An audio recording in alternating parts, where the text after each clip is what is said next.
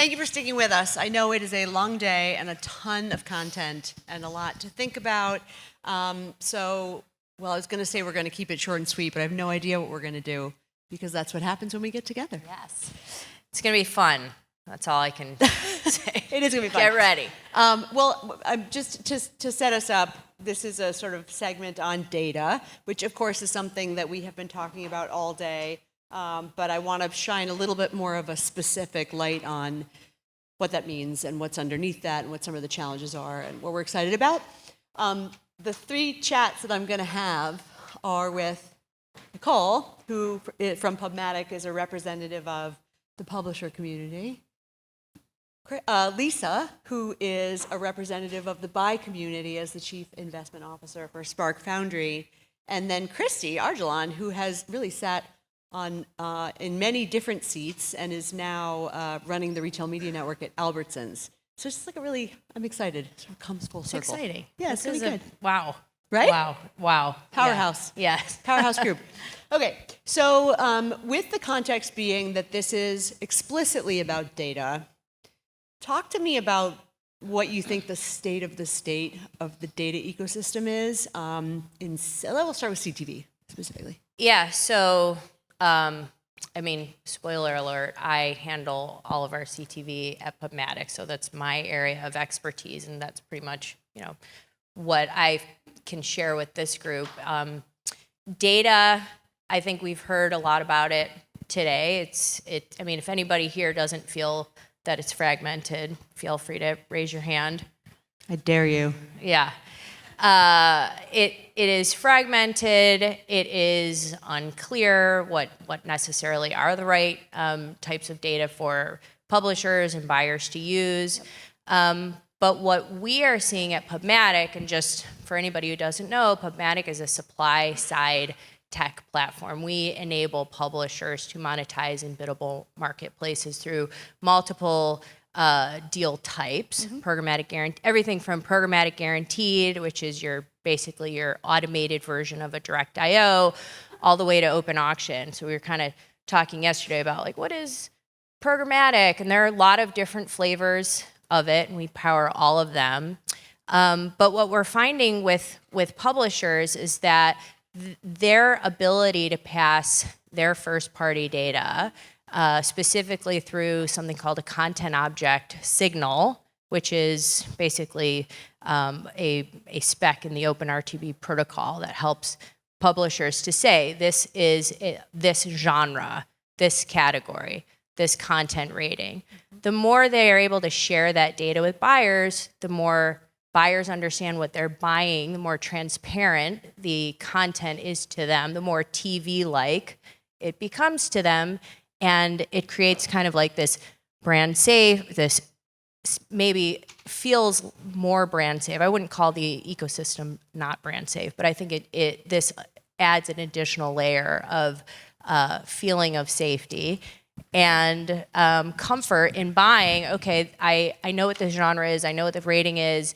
I may not know exactly what the show title is, but I feel really comfortable with what this is because it's matching the needs of the audience that I'm trying to buy within the network and the context that I want it to be in real time, at the price that I want to pay for it, through the platform that I want to buy it through. How much is that happening now? Sorry. Well, we're talking about it a lot, so that's happening. Yay. Yes. I don't think it's happening enough. I think that content object signals are really exciting for publishers and for buyers, but we're kind of in the chicken and egg situation where publishers say, I don't want to share with you this information because I don't believe that you're actually going to buy it, or if I do share it with you, you're just only going to buy this and you're not going to buy the rest of what I have, and you're going to cherry pick, and I'm going to lose money, and I don't like that. And buyers, I think, on the other hand, are confused as to why wouldn't you be more transparent? Why wouldn't you share all these signals with me? And I think we talked about this a couple weeks ago, that sometimes that answer isn't always as simple, I think, as we want it to be like, oh, by the business decision, they just don't want to do Buyers it. think it's simple, Yeah, but it's not. I think it's quite Can you talk about complicated. Yeah, I think publishers have a very complicated, sophisticated business, and it is at the same time tech enabled, which is what we are working on, which is, our partnerships with the ecosystem in terms of who we work with, how we support our ad server relationships, our data relationships, how we upgrade to OpenRTB standards and supporting OpenRTB 2.6. So there's the tech piece of it.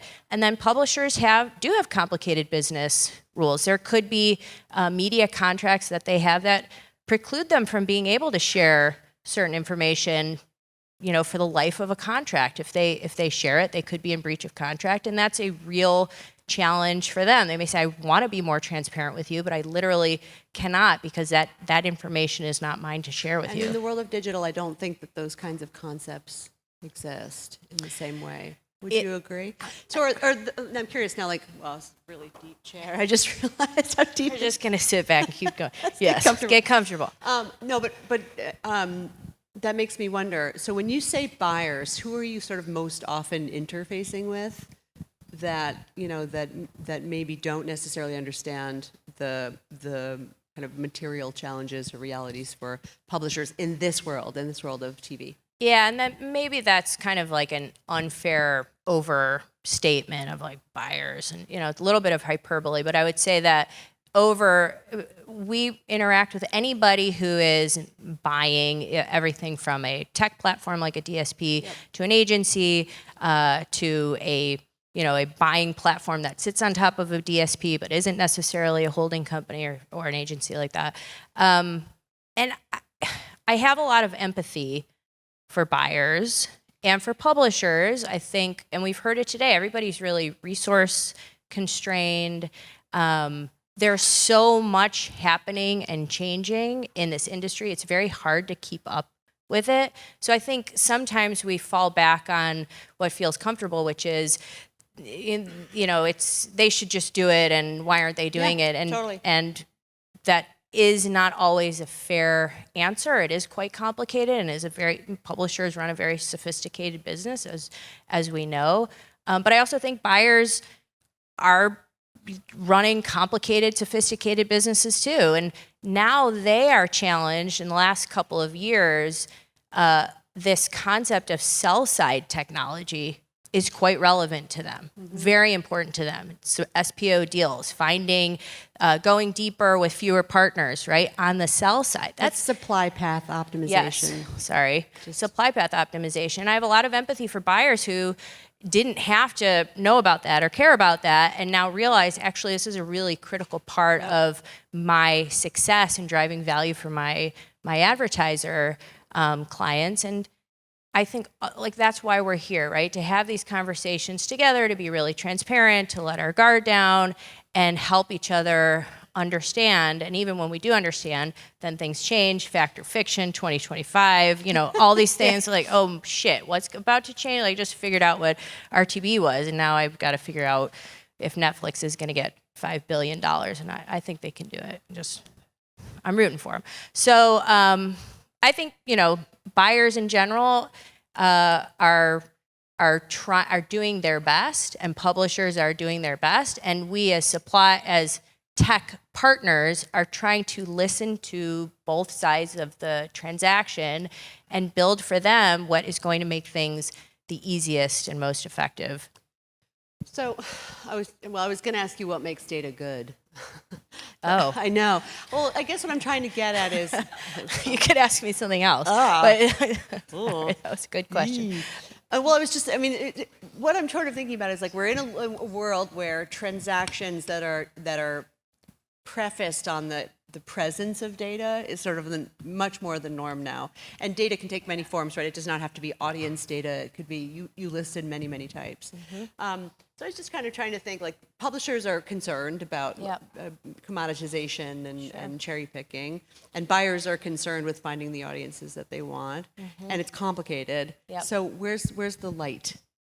Clearly there's value in data. We know that there is, but how do we push it forward to a place of sustainability. Yeah, no, and I think that we are. I think that we're pushing publishers to push forward more of their first-party data through content object signals, through seller-defined audiences. I think there are a lot of.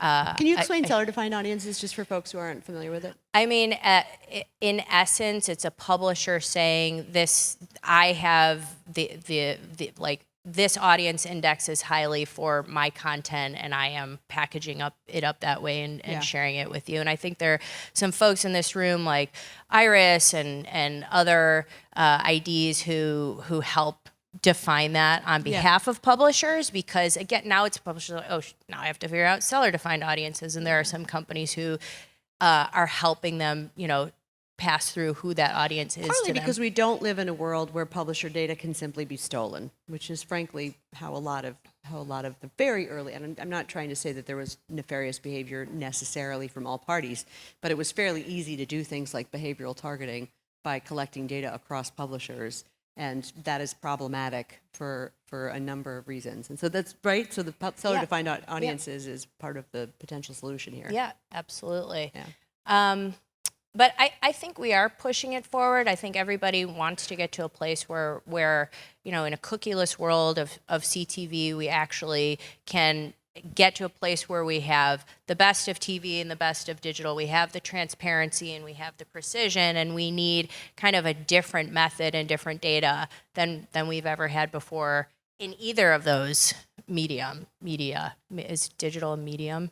You know what I'm saying? I know what you're saying. Yeah. Several media. Yes. Like the marriage of, and like two parents coming together and they're like adolescents, like measurement, your way of measurement is not for me and your way of data is not for me. I'm going to be my own person. And that's kind of what CTV That is the best analogy ever.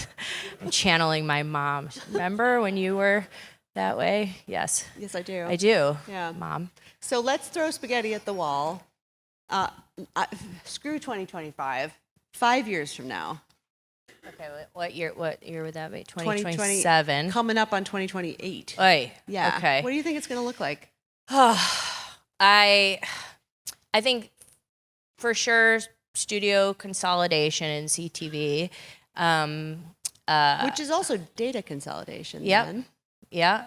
I really think Microsoft is going to make a move on somebody. I mean, Dave Morgan was telling me all about like all the reasons why not, and I believe him, but I also in my gut think that you have all these tech platforms who own content, and Microsoft doesn't, and now they have this relationship with Netflix. So I think that's really super interesting.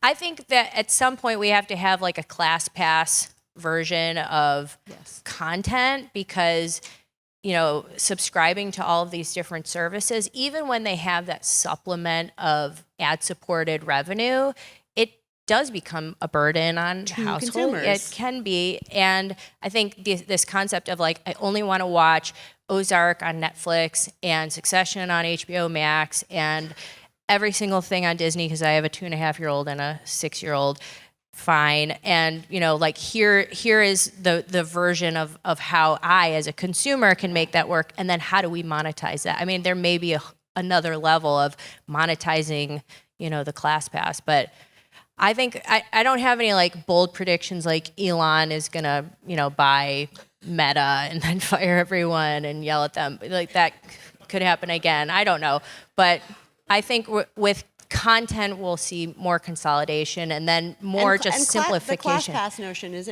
more consumer led.